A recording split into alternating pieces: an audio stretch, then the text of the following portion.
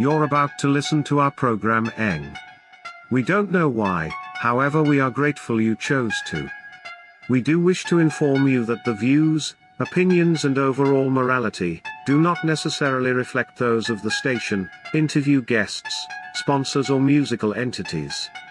If you should choose to continue, and we sincerely hope that you do, just know, we tried to advise you against these actions and we are not responsible for any damage done to your sanity, morals or ideals. Thank you. Here comes the terrible siren.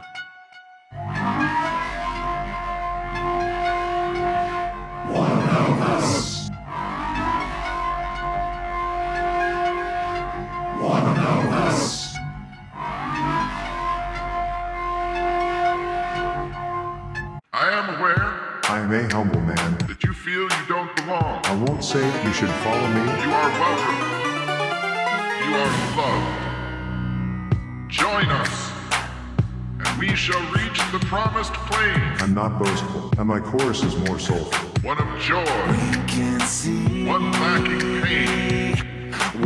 We are the cult of us.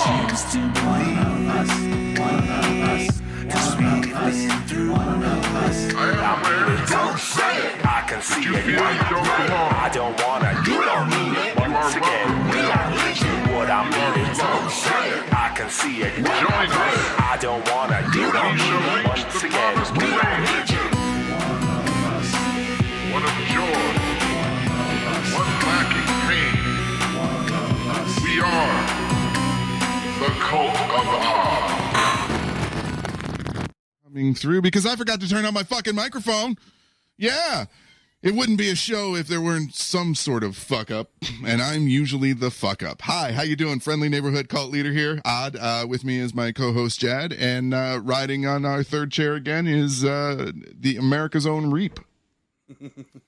Greetings from the highways of America. Once again, you're in fucking suburbia. There's no highway. Any road I'm on is a fucking highway. You're not on a road. You're on a couch. Well, at the moment. All right, fine. At the moment. Okay, so we've got a bunch of shit to talk about tonight. I want to jump right in and do what I consider housekeeping stuff. First and foremost, I'm not fluffing your pillow. That's okay. See, I didn't think that's where that was headed. Thank God you said pillow. Thank God you said pillow. Besides, at this point, Jad is low man on the totem. Wow.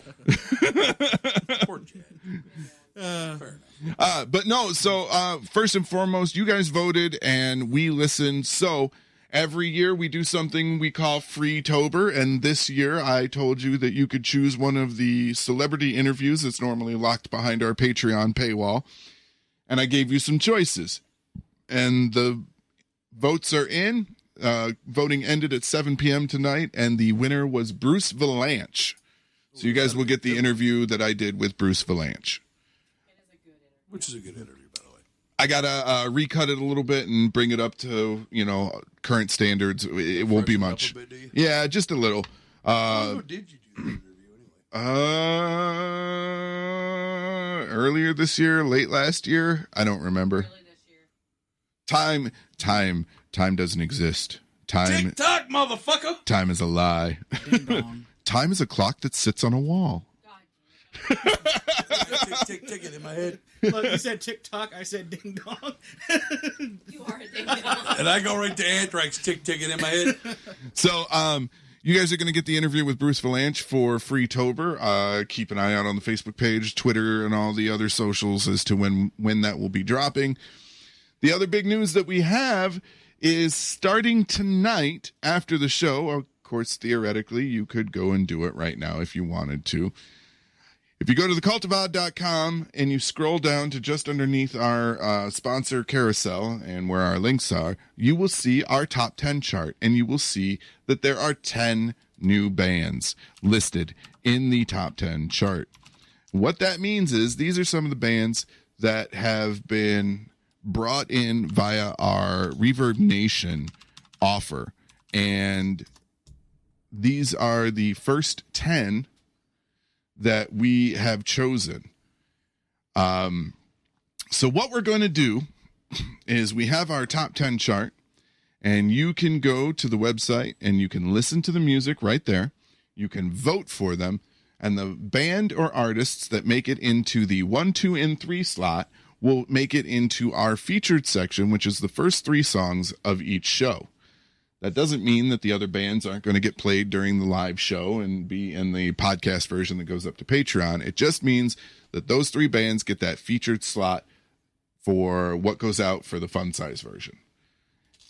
Now, currently on the list, the bands and artists that we have Residual Self, we have Anarchy One, we have Blake Natural, Gary J. Freeman, Haven, Heathen Sun, Malcolm Brickhouse, Nebulous, Pocahontas Music, and Scott and Sabrina.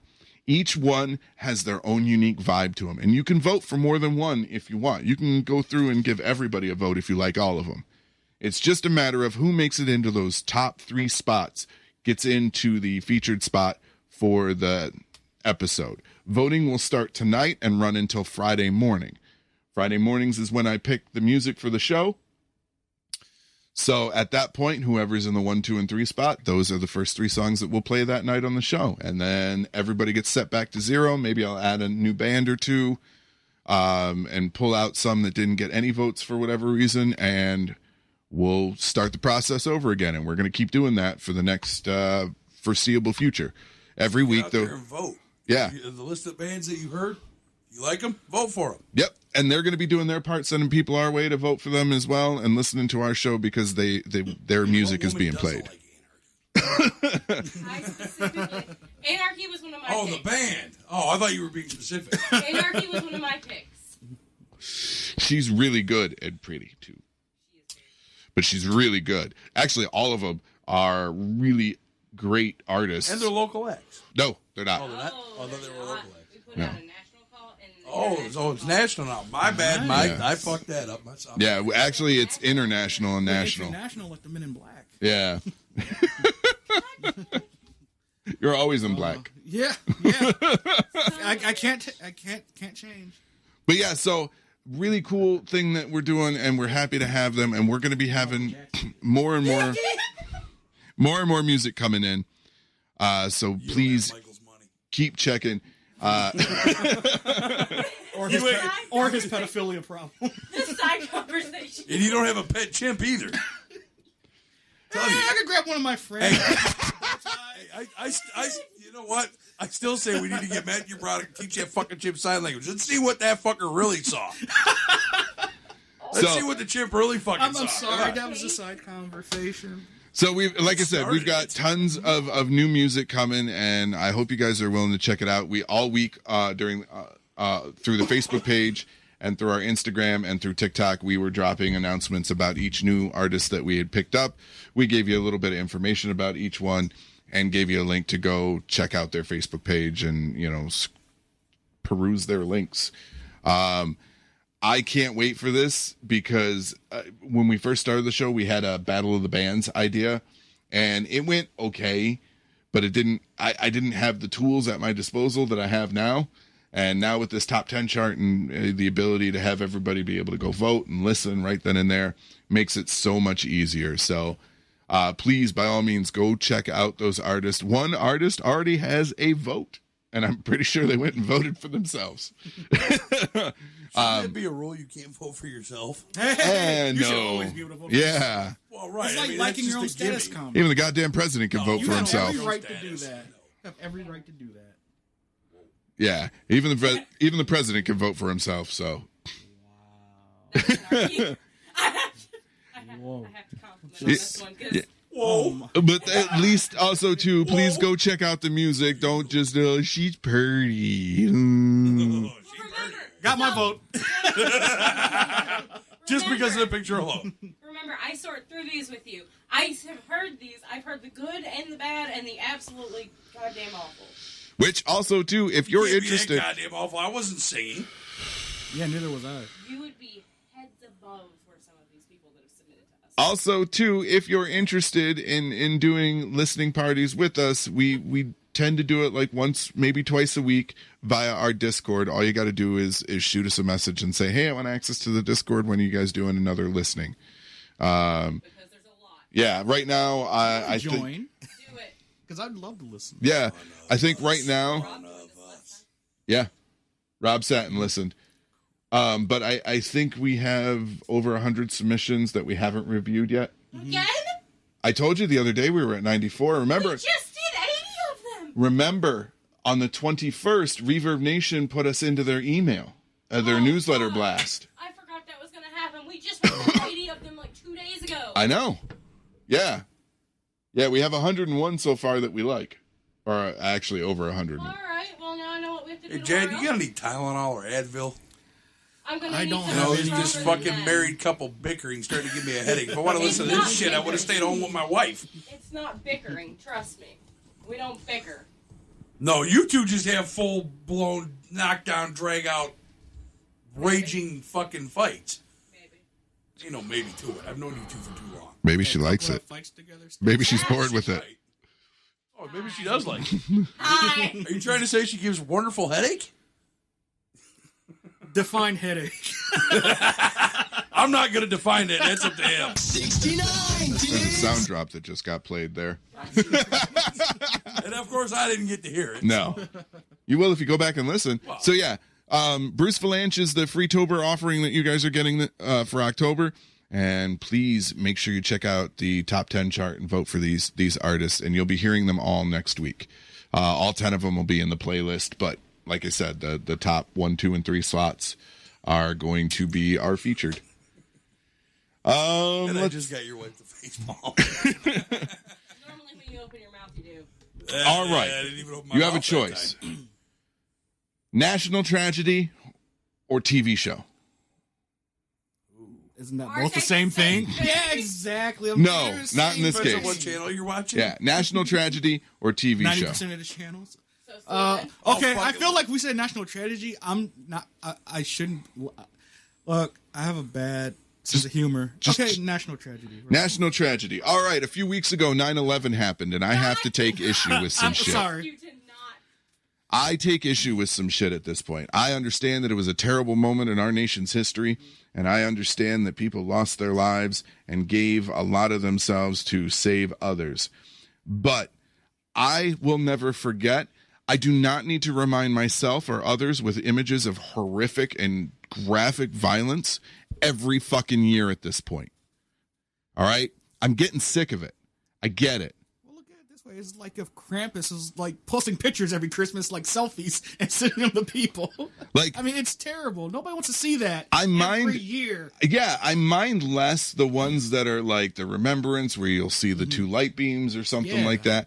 What I'm genuinely sick and fucking tired of is I'm tired of seeing the towers exploding. I'm tired of seeing the videos of the carnage and stuff every fucking year. Again, I will remember without inflicting that kind of recurring trauma or however you want to say it on myself or others. And I think we need to move past that part of it. I mean, it's pretty hard to forget. Why don't you go tell World War II vets to get past Pearl Harbor then? But you don't see the post constantly of the explosions and shit like that. I'm not saying Well, get no, over I what doubt there's a lot happened. of I'm saying have a lot more tact about how you're sharing your remembrance. You know, we don't share every year to commemorate school shootings when we don't have to. They happen so frequently. Yeah, they commemorate themselves. We don't share footage every year in mass of the Columbine shooting and the images that we have from that. We don't share in mass every year about some of the other horrific shootings that have happened. We may mention them. We may put up a post in remembrance for the people who passed, but we're not sharing the horrific imagery every year. Again, I'm not saying move the fuck on already. I'm saying let's move past the need to continually show ourselves and show others that carnage. You know what I kind of equate that to? Like, just to be on the lighter side, what I kind of equate that to is like, okay, how many times have we seen a Batman reboot and watched his parents get shot in the alley? Right. Like, yeah. We all know it happened. Nobody forgets. But you show it to us all the time. Like Uncle Ben died in the Spider-Man. At least they changed it in the most recent one. But still, it's like, yeah, we know it happened, but we don't want to see it. And that's all. Like, I'm saying. There's, like you said, show us like the memorials and stuff, and like the ceremonies and stuff, and people like talking about it, but we don't want to see the actual explosion in the building. For Christ's sake, people were falling out the windows. We don't want to see that again. Yeah, they were jumping. I was in school when I seen that. That was horrific then. I was at work. Horrific now. I don't want to see that anymore. I was in 4th grade. They put it on the TV. Oh my god! I was in high school. I know exactly where I was at when 9/11 happened. I was sitting in math class. A kid next to me went to go sit down. I kicked the desk from under him, and he fell on the ground. And then the TV came on, and I'm like, "What in the world?" At the time, we lived over by Metro Airport, and so hearing planes fly was you just tuned it out, and I didn't find it really weird that I wasn't hearing anything at the time because I didn't know what was going on. I hadn't turned on the TV or nothing yet. And then all of a sudden I flipped the TV on. I'm like, what the fuck's going on? Well, that didn't make sense. Oh, that's why I'm not hearing any planes because the FAA grounded them all. Yeah, I was in an oil change pit with the radio on. And that's how I heard everything because I was already at work. Like I said, I was off that day. I didn't have to work, so I slept in a little bit and just didn't. The kids were watching whatever, video they were watching at the time, one of their cartoon movies or whatever. Didn't think nothing about it. I don't think I found out till probably around noon when I finally. The kids were like, "All right, where you want to go play now?" They're little. I said, "Okay, whatever. I can watch TV." What the hell's going on? Every channel I turn on, this shit's on. That was how I found out about it. Yeah. I was in 4th grade English class, and they turned it on the TV. Shut up. They showed 4th graders that. They showed everybody it. Holy crap! I think everybody. It was on in the kindergarten. No, but classes, oh too. no! That's why that one is specifically very traumatizing. Because I can remember watching it as it happened. Like that when they turned it on, the second plane had not hit yet. Damn. And We watched it live. I've said this before. I hate the word trigger. I understand why it's there, but I hate the fucking bullshit that it's come into. The only one. But the problem is this event is a triggering event because of that fact, because of the fact that they were showing 4th graders and kindergartners and kids in school and stuff that had no idea on how to comprehend exactly what was going on. They were just showing them fucking carnage. Yep. And I get it. It was a news story, and it was something that was happening to all of us as a nation. I think it was the shock thing. It was just so out of the blue. It wasn't anything that was planned or anything that was expected. And it was just like, what the hell's going on? You know, that's not the first time I've ever seen a video footage of somebody jumping out of a building. That wasn't a movie or TV show. Yeah, that wasn't like a movie or a TV show or something fake. First time ever, and I just didn't need to see that. Yeah. So that's what I'm getting at. I'm not saying we need to move on and completely ignore 9/11 when it rolls around. I could agree with you. Tone down the carnage. Just have a little more tact about it. That's all I'm saying. And if me, the consummate tactless asshole, is telling you need to have a little more tact, come on. And a lot of things I don't care about, people seeing or showing, but this is a special place in my heart. Where For it's all like, of us. dude, I don't want to see this again. I think you guys were. I don't think you were. I know you weren't born. I was in. I remember high watching school. the Challenger. Oh, Challenger. When the Challenger shuttle, blew. What year was that specifically? 86. Yeah, I was born the year after that. I was born in 92. Yeah, we are old. Yeah, I was born in 92. Let me think. 86. I was what? 7. So I'd been like second or third grade, around there. And it was a big deal because there was a teacher going up in the shuttle. So of course, all the schools were showing it. Ooh. And So I mean, hindsight. My mom lived in Florida when that happened, and she talked about it for years. Right. I mean, we're all sitting here, we're okay, cool. We're going to watch the space shuttle launch live on TV, and they're going to, of course, every teacher, I think, in the country was like, well, we got to put it on, There's a teacher going up in space, which was cool. Mm-hmm. And you watch it at 90 seconds later, boom, gone. Just completely exploded. And we saw, I watched that live on television when that happened. Maybe that's why, as tragic as 9/11 was, I guess I could watch, the carnage, and I guess it just doesn't faze me. That's not good either, though. No, it's probably not. But it's, yes, I get upset when I see it, even to this day. But I don't have that rage, in a sense. I do, but I don't. Like, I can watch it and just, I can watch it. So I'm going to read you guys, people can't. I'm going to read you guys that are listening the exact thing that I wrote. Fucking Challenger scarred me for life. I waited until the end of the day on September 11th. I wasn't trying to be an asshole right out of the gate. I was giving everybody their chance to do and feel however they wanted to. And then just before 10 o'clock, before I went to bed, I dropped this on my Facebook wall. And I said, look, I'll never forget, but I don't need to constantly remind myself or anyone else for that matter. Yes, people died. Yes, big buildings fell down. Yes, our illusions or delusions cracked that day. We've individually done nothing about it beyond buying merch and posting pictures. Remember how we all banded together for like a month or two after, then proceeded to go right back to our fallen and divided ways? Good times, right? If this post pisses you off, or what I'm saying pisses you off, you need to look inside to find why. Maybe you'll individually find that we're all in this together spirit again, because we desperately fucking need it, especially as we head into a time that divides us the most. A time where we've been making bad choices for decades. Let's really remember, finally. And that's the crux of it. I'm tired of seeing all this shit. I'm tired of the carnage. I'm tired of, we need to remember, we were all in this together. That was the slogan for 2 months. We're in this together. 2 months until people went at each other's throats again. But it's true. In 2 months' time, we went right back. 2 or 3 months where, we're in this together, and then... Right, and then it was, of course, well, then the media went back to what the media does, and... We need to be smarter than the media. That you can blame the media all day long, but when it comes down to it, we need to... narrative that they push, and I don't think anybody's going to deny that. Yeah. I'm not saying that, but we need to be smarter than that. The flavor of the story... Well, that in the media, it they got thrive on just depressing shit, like I don't all watch the the news. time. Yeah, I hate watching the news. Again, we need to be smarter than that. I am. I want to see good stuff. I want to see something uplifting for once. Stop with all this negativity. That doesn't sell ratings. Happiness doesn't sell Fords. Even stuff that they try to push is. I mean, neither does recalls, but. Well, do you remember the story of the kid in middle school who took all of his savings and worked really hard and paid off lunches? Because there was a backlog of unpaid lunches and kids that weren't able to eat because they had a backlog their parents couldn't afford.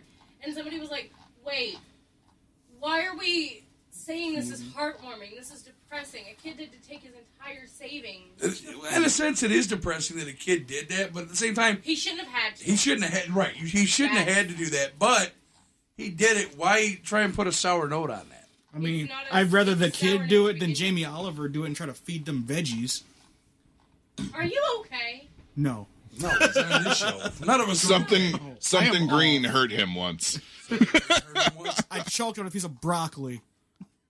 Well, if you weren't trying to deep throat the stalk. Hey, everybody know it's the cut broccoli. Oh my god. I haven't heard a reference to that in a while. I know. He's got a green problem. That's what it is. He's choking on green stalks. He gets himself rashes with green paint. Neon green paint. Oh, I forgot all about that. Boy, this one's fucking quick, isn't he? My dick hasn't. One in the room, folks. My dick hasn't forgotten. Oh, my dick. Sure I bet. My dick. I bet. Never forget. Get out. We're kicking you off your own fucking Poor show. little Richard. It was a single tower. It fell that day. I also want to thank everyone too. Nobody else is laughing. I don't fucking care. I thought it was hilarious. No, it was Ecto Cooler. It wasn't paint. No, I hope not. I also want to thank everyone that has watched the My Bigfoot documentary. We are now at 9K for views. So really? 9,000 views in 2 weeks. Wow.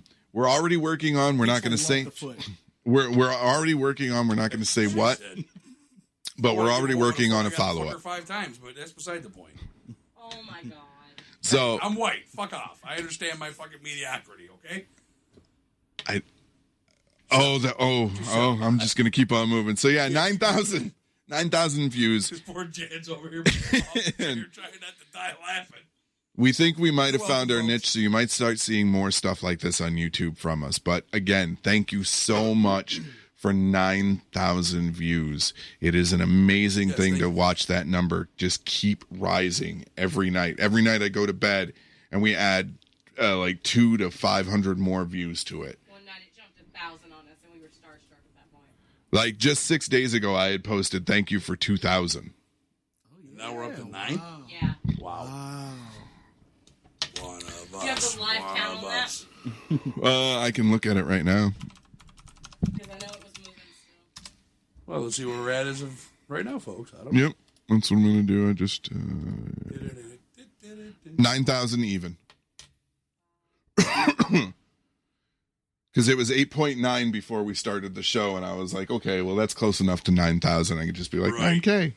But no, it's 9,000 even right now. Yeah. Not 8.9. Nope.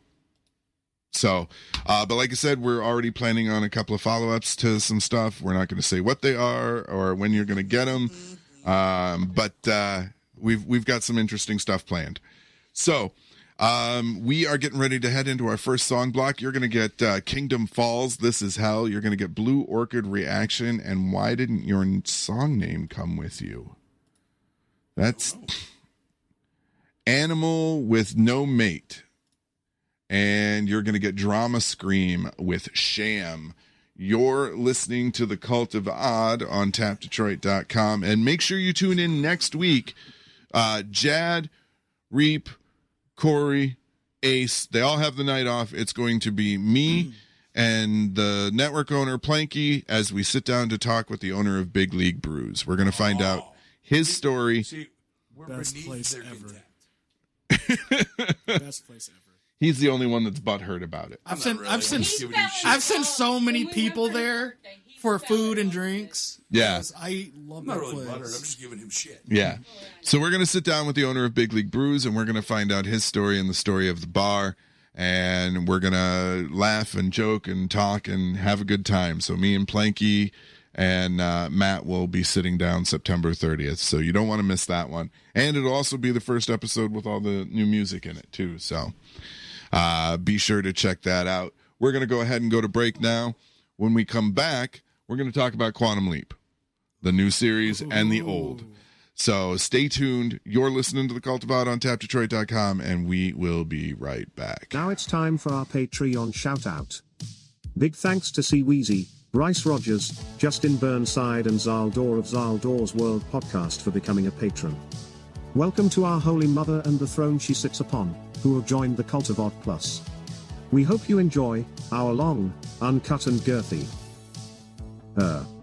episodes until you're fully satisfied and left shaking from laughter. For everyone else, you can join our Patreon too. Just head to patreon.com/cultivodd. Become a patron and reap the benefits today. Tired of regular bar food and bar atmospheres? Yes! Do you long for a place that feels like home, where you're treated as family and not just another customer? Yes! Yes! Then Big League Brews is the place for you. Their menu is the most extensive in all of Downriver. They have an excellent breakfast selection, and they're also well known for their burgers and wings. But hey, if you don't want to believe just some guy on the radio, Big League Brews has been voted best sports bar in Metro Detroit by Click on Detroit 6 years in a row. Wow. They have the friendliest staff and a wide array of cocktails and beers, 26 of them on draft, with new creations regularly. Yes! Yes! Yes! And if you're looking for work, Big League Brews offers the most competitive wages with great medical and dental and vision benefits and plenty of paid time off. So what are you waiting for? Get on over to Big League Brews, located at 20428 Ecorse Road in Taylor, Michigan, or head to bigleaguebrews.com for more info. Big League Brews, go beyond ordinary. Eat and drink extraordinary. Are you tired of incense that stinks? Motor City Candleworks is Metro Detroit's #1 source for premium handmade incense, as well as hand sanitizer and now massage oil, with a wide array of scents inspired by Michigan cities and attractions. You're sure to find a fragrance that'll keep your love of the mitten burning all year round. Head to MotorCityCandleworks.com and order yours today. And make sure you find them on Facebook, too, for all of their upcoming sales and events. Motor City Candleworks. Michigan handmade scents that just make sense. That smell. The kind of smelly smell.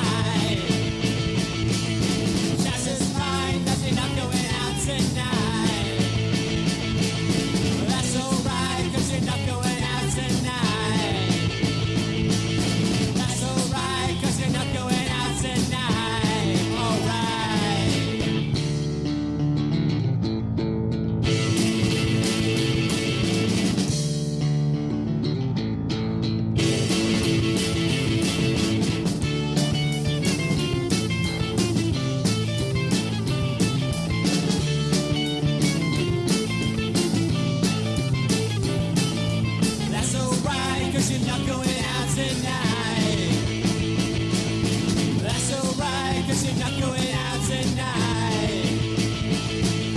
That's alright, 'cause you're not going out tonight. That's alright, 'cause you're not going out tonight. Alright.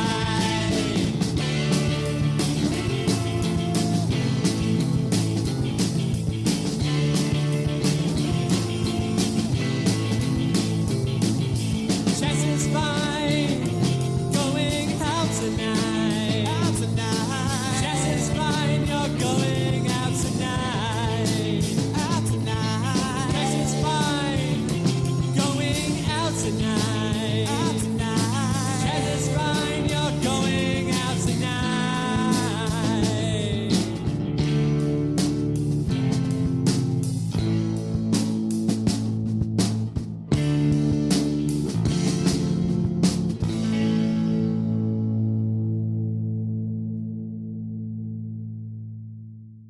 What is the cult of odd? Well, it's a little bit of. And a little. But most importantly, it's about becoming One of us. You can join the cult every Friday night from 8 p.m. to 11 Eastern right here on tapdetroit.com or by heading to thecultofodd.com. Let us in, let us fill you in. Join the cult of odd today.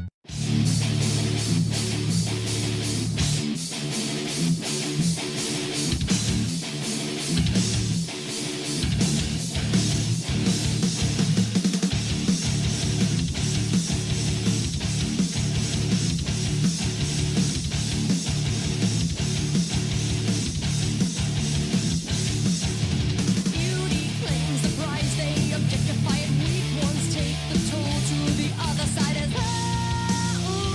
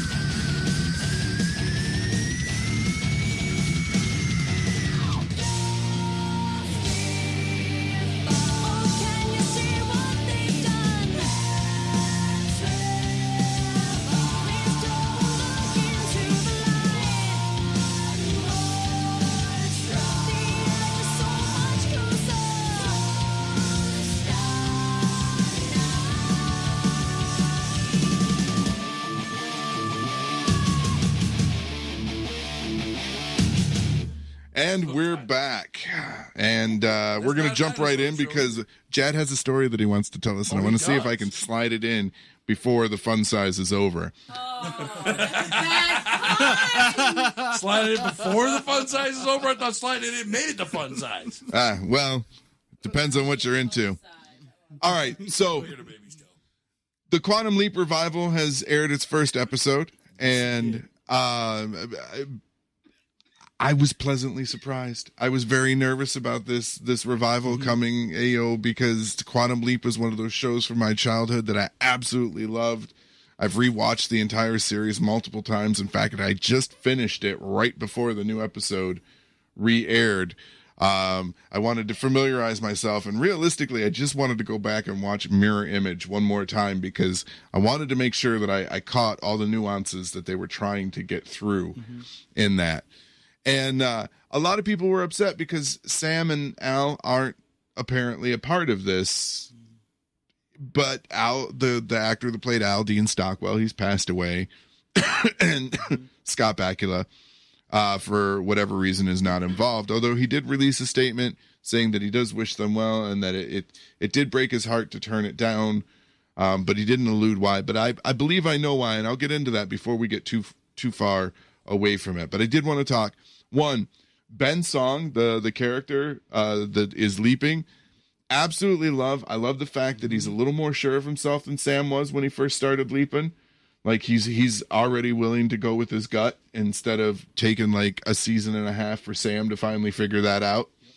I like the choices that they've made for the supporting cast. The one character, the one that runs Ziggy, so essentially Gushy for this generation. Ian is a gender neutral, gender fluid. I don't know. He seemed like just a normal person to me. Wait, I got a question. Ziggy Machine, does the guy who plays Al in the new one, does he like smack it and yell at it like the old one did? Wait, I don't know yet. Because so him, whatever, I don't know. The hologram this time is a woman, and her name is Addison. Whatever. And she's actually Ben Song's fiance, only he doesn't remember because leaping Swiss cheese is his mind. Oh, it's such a cool dynamic. But I love this show. I like a lot of the choices that they've made so far already. The storyline that they're running with for this season, from what I've read on it, I'm really interested to see where they go. That bombshell at the end of the first episode, you're like, oh my God. Yeah. One of the things that's been bugging me though is this. All right. So I went back and I watched the old one, and the old one, it was half funded by the military. Okay. Sam Beckett had gotten investors and stuff like that, but it was half funded from the military. Ziggy was the supercomputer that was keeping track of where Sam went, right? There have to be records, right? You would think that they would have cataloged every leap, every year, every place that he went, every person he leapt into, correct? So I'm waiting to find out how the fuck Ernie Hudson's character doesn't realize that Sam leapt into his ass at one point. Because Ernie Hudson's character's nickname is Magic, all right? Magic was someone that Sam leapt into second or third season. He was a soldier in the outfit that his brother was in. And he leapt into Magic and helped keep Magic alive and his brother alive, Sam's brother alive. Magic is now a part of the Quantum Leap Project, 30 years later, supposedly. He's the head of it. So obviously, at one point, like you said, he's going to know. He's going to find out, right? Right, you would think so. Like, again, they would have a record. You would think, anyways. Look, the original show took place in the late 80s, early 90s. They didn't think of that kind of shit back then, all right? But they should be thinking of it now, though. Yeah, that's the thing. If they want to do that type of a tie-in, you know, like... Well, they're already, like, they've already mentioned Sam. This isn't a reboot. Yeah, this isn't a reboot where they're acting like the original didn't happen. This is a revival. They've basically picked it back up. So what, they're trying to find Sam now? No, that doesn't even seem to be the premise, is that they're not really trying to find Sam. At some point down the road, they get a few more seasons, and maybe they will, you know, they can convince Scott Bakula to come back to find Sam in a sense. Here's what I'm thinking. After reading what Scott Bakula had put out, I believe that the reason Scott Bakula isn't in the new series is that Dean Stockwell has passed away. I remember reading that they had shot the pilot already, and then NBC wanted to go back and reshoot it. Scott Bakula has said that he received a script for the pilot originally that had him and Al in it, and then they had to rework the script. He didn't allude to why. He didn't say why. Everybody's automatically assuming NBC's the devil and, they pushed him out and whatnot. But, Scott Bakula is still working for NBC on a different project at this point. Isn't he still doing the one NCIS spinoff? No, it's he's involved with something else that's about to come out. I know for a while, I don't know if he still was, but I know he was doing that NCIS New Orleans. Yeah, no, not anymore. He's got another show that's, if I remember correctly, it's in the vein of like Yellowstone or Ozark or something like that. But it's a new show that's coming to NBC.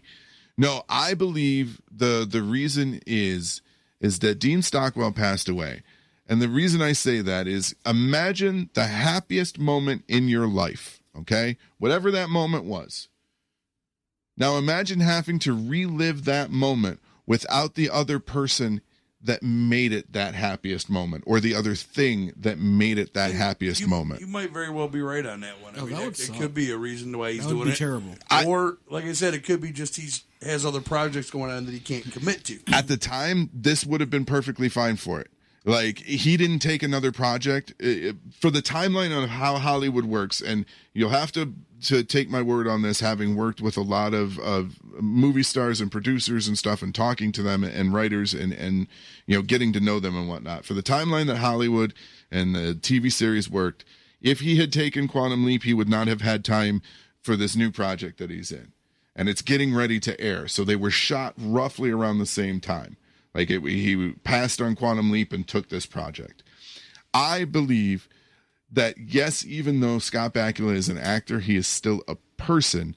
And that, for me, that would be fucking heartbreaking to have to stand there on that stage and pretend to be Sam Beckett again and not have Al right there. And I could see where you make that conclusion. I don't believe there was anything there nefarious between NBC and Scott. No, I don't think so. Either. I believe this is simply a matter of it was going to be too painful to try to do it without Dean Stockwell at this point. Like I said, you may very well be right on that. I mean, unless he gives his specific reasons, we're never going to know. No. But I think that's because everybody is like, oh, well, Scott wanted too much money, or NBC just didn't want to. And I was like, nah, you need to quit trying to shit on the man. There's something more here. And especially seeing that bombshell that they dropped at the end of episode 1, that's what leads me to believe they were supposed to be a bigger part of this new series and weren't able to. Because you remember what they did at the end. Yep. I think he was supposed to be there. I think it was supposed to be him trying to do that, and because he died, they made it who they made it. Yeah, exactly.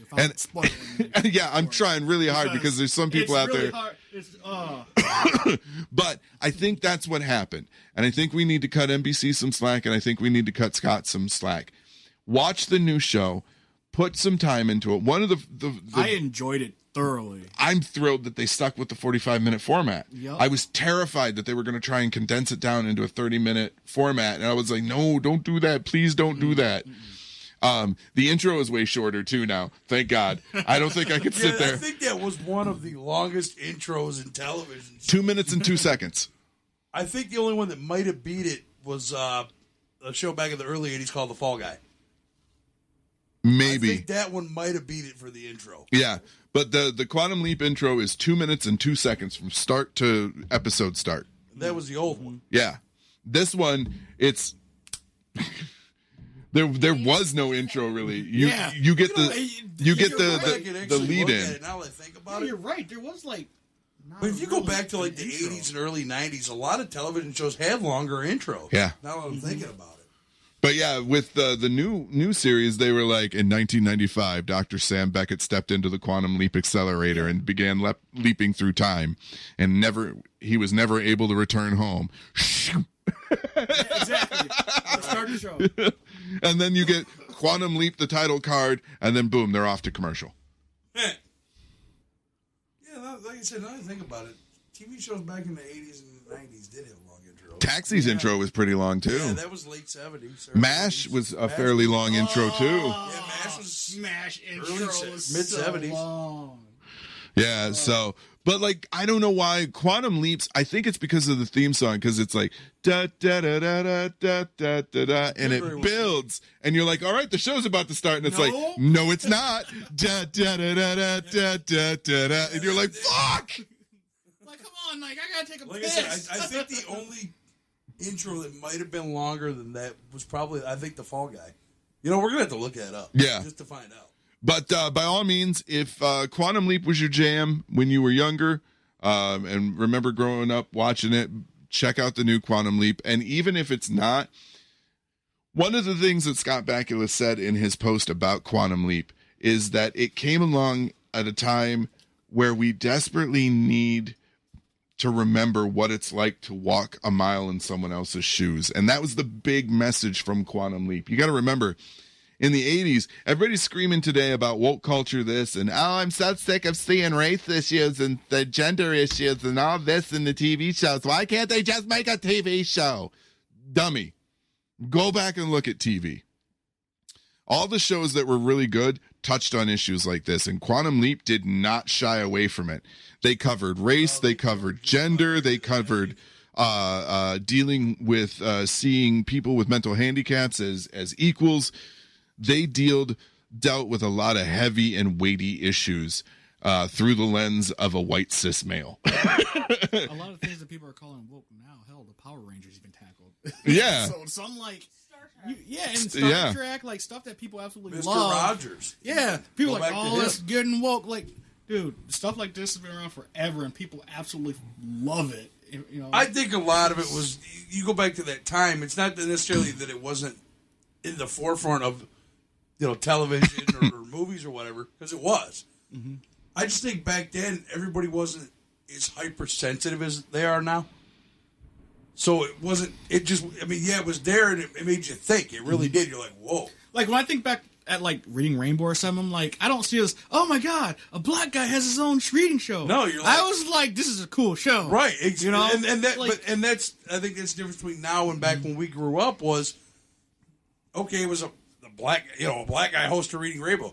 You didn't think about it that way. Yeah. It was just a guy on Reading Rainbow and it was cool. Or like here, go back to Pee-wee's Playhouse. I'd rather not. Okay, as ridiculous as it was. okay, don't go back to the playhouse, go back to the theater. A lot of people, I don't think, realize that or remember, Lawrence Fishburne played Cowboy Cowboy Curtis. Cowboy Yeah. Curtis. Thank you. Well, look at the ones when. But I didn't. But growing up watching that show, I didn't think, oh, this is strange, a black cowboy. Right. Out of the box. I think that's part of the issue where like, because back then nobody really paid attention to it because it was just normal. It was just And television. nowadays Right. people don't realize how diverse Right. everything actually has been. Motherfucker, do you realize how much of a shock it was to go back and watch the original Quantum Leap and hear them drop the N-bomb several times? Like, without even batting an eye. And it was in the episodes where they dealt with race and whatnot. So, of course. But I'm sitting there, I'm like, holy shit, what did they just say? You can't even have anything like that, couldn't- even if it's no. teaching a lesson. Yeah.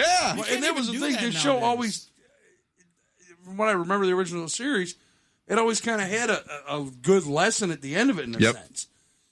Well- Yeah, they dealt, and they would touch on those type of issues where that was used for whatever specific time period he was in that episode. Well, and another thing that And it was like, whoa. heavily- It made you think. It didn't make, whereas today, you could have it today because everybody and their mother would scream, look at what they're doing. They're using the N-word on television and Yeah. this. Will and at the podium. They're talking about racial issues in the 1950s in Alabama or something. So we're all fairly aware of the fact that I am An asshole? a heathen. I am agnostic. I don't believe in God or anything like that. I think most of that's bunk. You join your However, cult, so.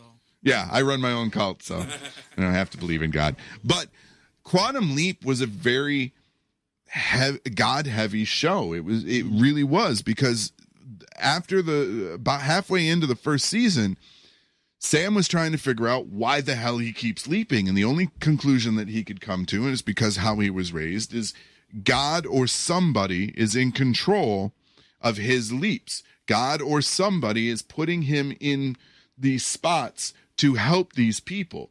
And they carried that through all the way through. And it got a little bit heavier as the seasons went on, complete with the final episode, Mirror Image. Mirror Image is one of the best series finales that I think I have ever seen, because it answered so many questions and left you with more questions as well. So in Mirror Image, for those that don't know, Sam leaps into the town of Cokesburg, Pennsylvania.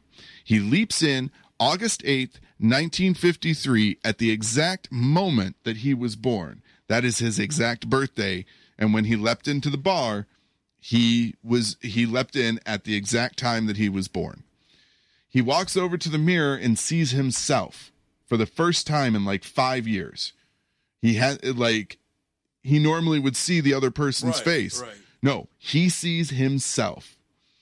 The whole rest of the episode is him talking with this bartender who it's very, very much alluded to in almost 100% fact is God.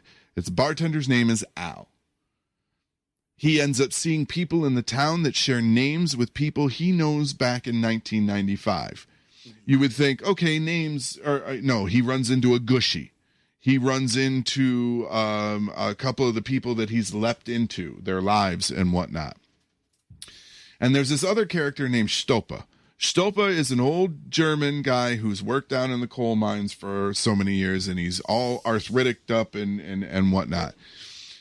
3 guys get trapped in the mine during the episode. Stopa and Sam work together to get them out of the mine. The whole time, also, in between this, Sam is talking to the bartender, trying to figure things out, and the bartender is playing aloof. He won't give Sam a straight answer. He's more playing that psychiatrist role of, well, what do you think it means? You know, and letting Sam work it out, because that's what he's done throughout the entire series. Al is nowhere to be found.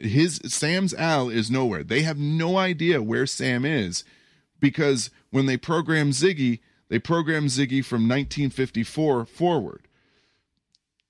Sam's first birthday, 1 year old forward, so they figure within his lifespan. They don't realize that they could just go back a year. Whatever. So through most of the episode, it is Sam on his own figuring out this leap. So Stopa and Sam are able to devise a plan to work around the mine owner and actually send people down to get the miners out. When they get back to the bar after they rescue the 3 miners that are trapped, Stopa is sitting at the table, and Sam looks over to say something to him, and he's immediately enveloped in the same blue light that Sam usually is. And then he disappears. And nobody in the bar remembers Stopa. And he said, wait a minute, did he leap? And he runs to the bartender. Did he just leap? Is that what it looks like when I leap? You know, all this. And the bartender's like, I don't know what you're talking about. You know, but through the course of the episode, the bartender does give Sam a little bit of information. And one of the things that he tells Sam is that look at this as a respite. If you were a soldier, you'd be sent on leave before you go to your next tough mission, you know, your next mission that's going to be harder than what you did before. They'll give you a couple of days R&R. And he said, maybe that's what you're here for right now. Maybe you're here to take a break. Maybe what comes next is going to be more difficult than anything you've ever seen before. And Sam looks at the bartender and said, you mean the leaps are going to get harder? And the bartender just looks at him. And over the course of the episode, the bartender also alludes to the fact that Sam technically has been in control of this the whole time. That he goes where he wants to go, where he's needed. And Sam's like, are you telling me I could have left home anytime I wanted? And he said, if you wanted. And so what is essentially alluded to is that Sam is leaping of his own free will because he is a good person and he wants to help others. And that he's also kind of paying his own personal penance for playing God. The end of the episode, before Sam goes off to his next mission, he leaps back into earlier season episode, he leapt into Al's life at one point. Wasn't able to put something right for Al. He wasn't there for Al, but he just so happened to be interacting with Al's wife, Beth. Now, for those of you that are fans of the series, you know that Beth is like the one that got away. Al was a POW and was captured and held captive for 2 years. During that 2-year time, his wife, Beth, thought he had died. That's what the government had thought at that point. She remarried.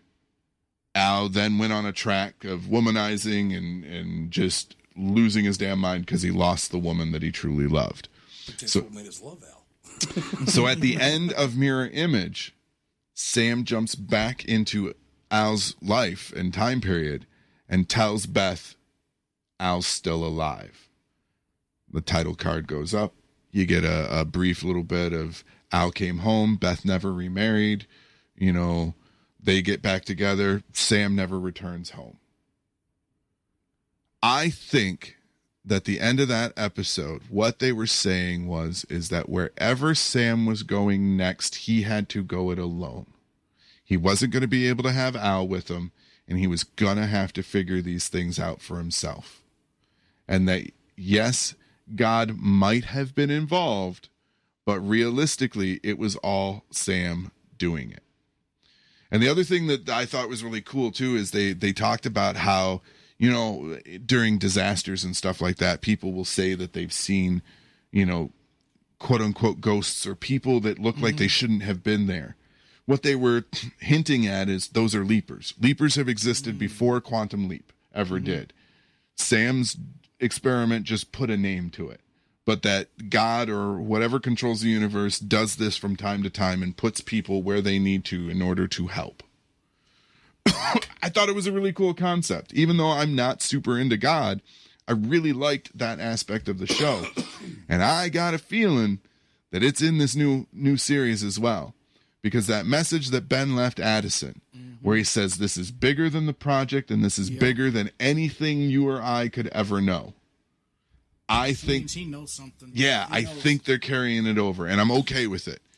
And I'm hoping it doesn't catch too much hate, because a lot of things that have anything. Think he knows what happened, why Sam hasn't returned. I think what's made him take that leap himself. I think the person that they talk about at the end of that episode knows a hell of a lot more than anyone else working on Quantum Leap. Yep. I think the person they're tied to from the original series kept files and kept a journal. And I there's more information there than I think. Well, shut up, or you're going to give a spoiler and ruin it. No, I haven't said anything. But you're alluding to enough. The point being, the new series, I hope, does not catch any flack for the inclusion of God or some higher power in it. Dude, it better not. I mean, people just enjoy the show. Yeah. Just enjoy it. The problem is people can't enjoy anything anymore nowadays. I mean, comedians. You know, let's go back to comedy back, 20, 30 years ago. Dude, I'll say, like, I'll tell a joke and people look at me like, I'm like, it's a joke. I'm a man of comedy. You're not allowed to have a joke. What do you want me to do? It's not a dick. Don't take it so hard. Yeah, exactly. Exactly. I'm just... For those at home, the reason I'm laughing is because the look Ali gave him that one. Which, any wife would have given their husband that. But, by all means, go check out the new Quantum Leap episode and series. Stop being so butthurt. Yeah, get over it. Get over yourselves. Get over, your bullshit. Do you want to go into it, or do you want to tease it and have us go to break and make them listen to it after? Ooh, tease me, baby. Come on. Okay, I'll give a tease. Give a tease. Ladies and gentlemen, boys and girls, children of all ages, I'm going to talk about dating with dating apps. And my personal experience these past couple of weeks with it. He's new to the dating app game. Yeah. I've been so out of the dating game for so fucking long. Part of it so is that before I've tried dating apps before I had gotten married. And it was a completely different place. Like, completely different than how it is now. Ooh. Completely different. This sounds good. So then after the divorce, I tried it, and I was like, holy crap. Yeah, fellas. Just be careful out there. I tell you what, we're going to go ahead and go to break. And when we come back, Jad is going to share some of his dating stories with us. So you're going to get music from Carmel Liberty, David Christ and the Apocalypse, and a local band called I Am Trouble. You're listening to the Really, Cult. what the show should be titled. You're listening to the Cult of Odd on TapDetroit.com, and we will be right back.